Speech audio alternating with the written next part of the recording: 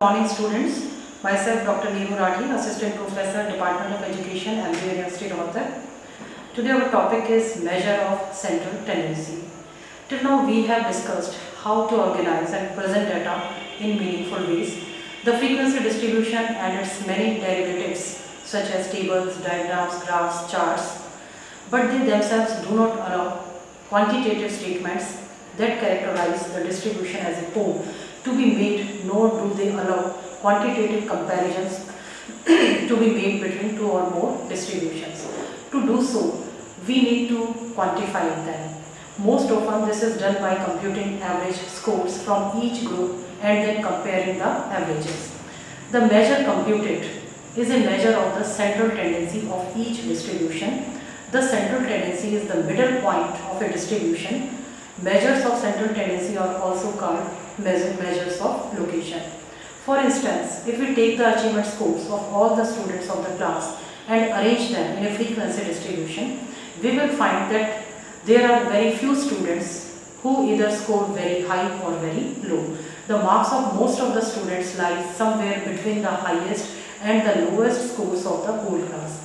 This tendency of a group about distribution is named as central tendency, and the typical score lying between the extremes and shared by the most of the students is referred to as a measure of central tendency or central position. The value of a measure of central tendency is twofold. First is an average that represents all of the scores made by the group and as such gives a concise description of the performance of the group as a whole. Second, it enables us to compare two or more groups in terms of typical performance. The most important objective of statistical analysis to determine a single value for the entire mass of data so that it describes the overall level of the group of observations and can be considered a representative value of the whole set of data. There are three averages or measures of central tendency in common use. These are the arithmetic mean, the median and the mode.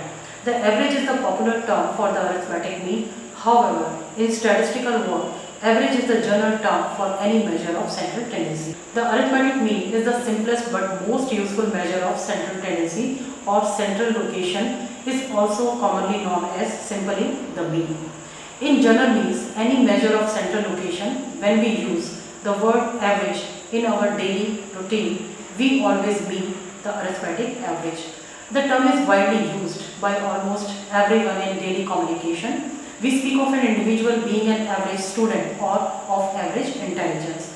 Thus, from the statistical point of view, the arithmetic mean is defined as the sum of the scores divided by the number of scores. In general, if there are n values in a sample, then the sample mean will be expressed as summation x divided by n. Suppose that there are 10 students and we want to compute their mean, then mean is represented by x bar. It is equal to x1 plus x2 plus x3 plus x4 and up to x10.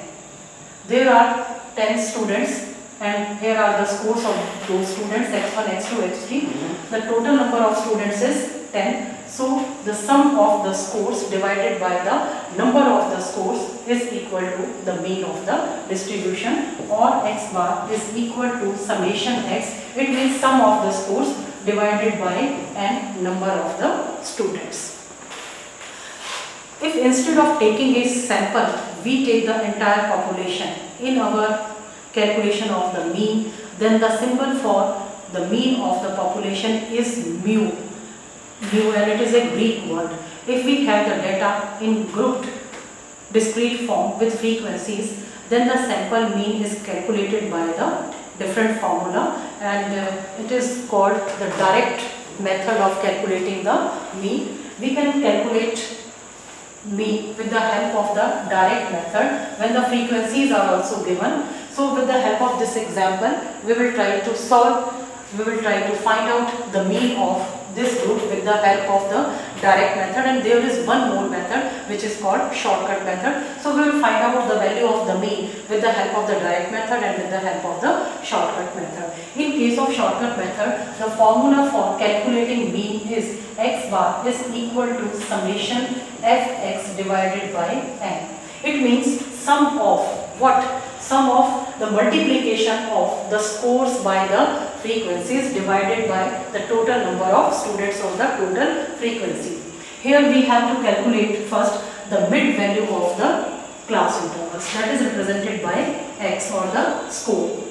It is 67, 62, then 57, 52, 47, 42, 37, 32, 27 and 22.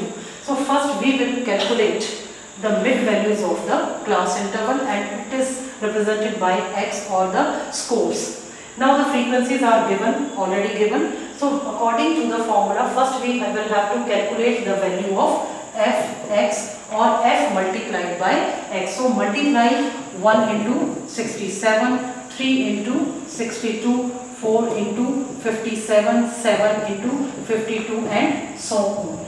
After the multiplication, add all these scores, we will get summation fx. Now put the value of summation fx in this formula, and we know here the value of n. Value of n is the sum of the frequencies. So x bar is equal to summation of the frequencies multiplied by the scores.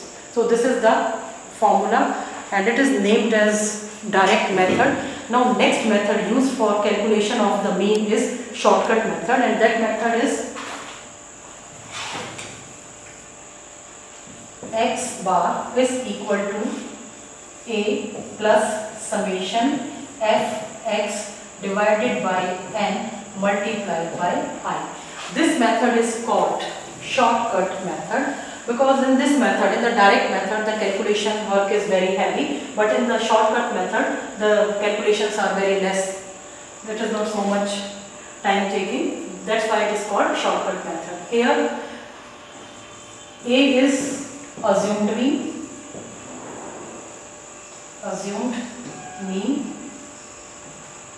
f the frequencies, small x is equal to capital X means the scores minus A assumed mean divided by I.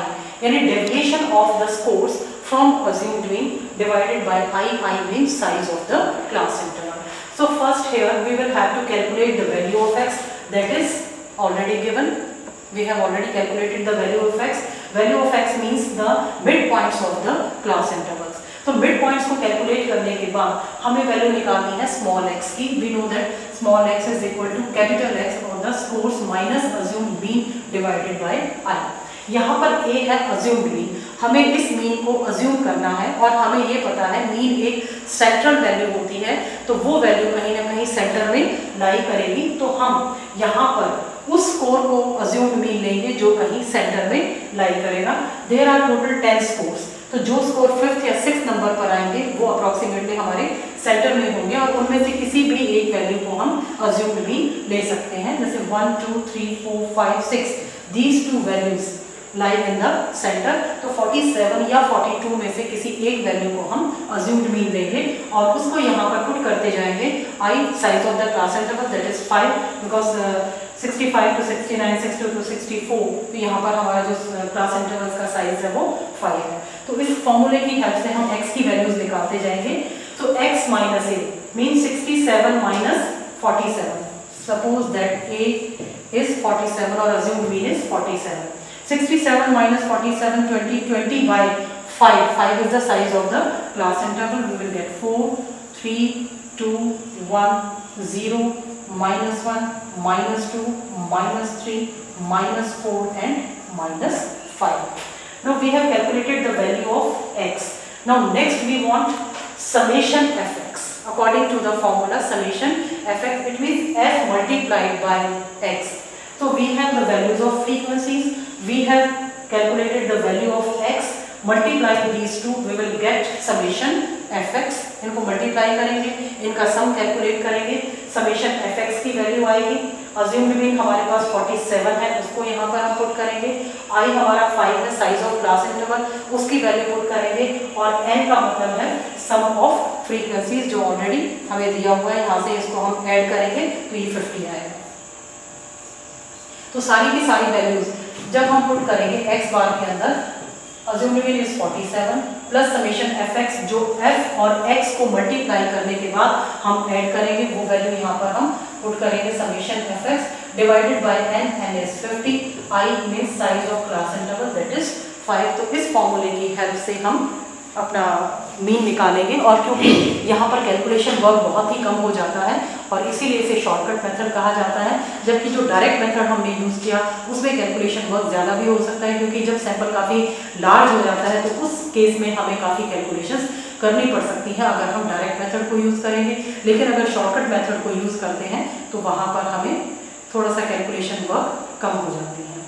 तो इसके बाद हम discuss करते हैं कि हमारी जो mean हमने अभी कैलकुलेट किया है, इसकी मेरिट्स क्या हैं और डीमेरिट्स क्या हैं। For the merits of the arithmetic mean are, it is rigidly defined, its concept is familiar to most people and intuitively clear, it is easy to calculate and understand every data set has a mean, it is a measure that can be calculated and it is unique because every data set has one and only one mean. It is based on all observations. It takes into account all scores in the series for its determinations. It is suitable for future mathematical treatment. For example, the mean of the combined series, which is known as the weighted mean or overall mean or combined mean, can be found out with the help of the individual group means and group sizes, where the group size are the weights given to the respective group means. It possesses many useful and important mathematical properties, because of which it has very wide applications in statistical theory.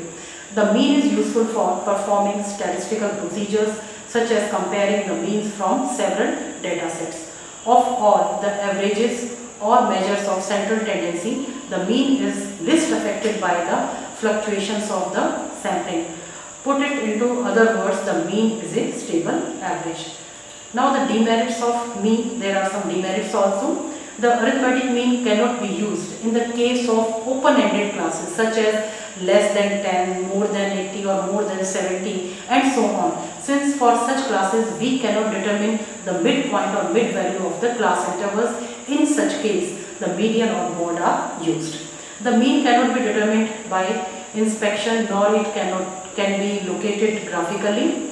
The mean cannot be used if we are dealing with qualitative characteristics such as beauty, honesty, punctuality and so on, unless it is measured quantitatively. In such cases, the median is the only average to be used. The mean cannot be obtained if a single observation in the series is missing or lost or is eligible unless we draw it out and compute the mean of the remaining values. In an extremely skewed distribution, usually the mean is not a true representative of the distribution and hence it is not a suitable measure of location. The mean may lead to wrong calculations or to a fictitious average if the detail of the data from which it is obtained are not available. So these were the merits and demerits of the mean and the formula for calculating mean. Tomorrow we will discuss about the median and the mode. Thank you.